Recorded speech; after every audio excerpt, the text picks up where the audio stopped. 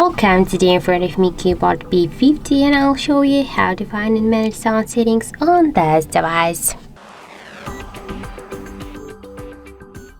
So first let's just open the settings application, and after that let's tap on the sound section.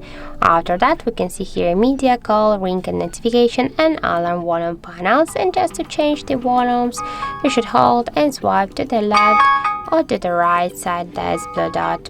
Also we can change the vibration for call settings, never, always, or to vibrate first then ring gradually.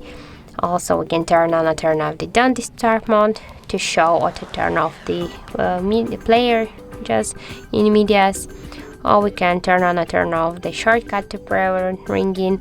We can also change the ringtone volume or the ringtone sound, notification and alarm sounds just by this way. Just select one from these sounds which you would like. And also here in other settings we can see the dial button, screen lock and lock sounds, charging sounds and vibration, screenshot sounds, touch sounds and touch vibrations, and we can turn on and turn off all of these options just by click on each of the switchers. And in sound attachments we can also use the volume booster for speaker, and to turn it off we just click on the switcher once again. And that's it.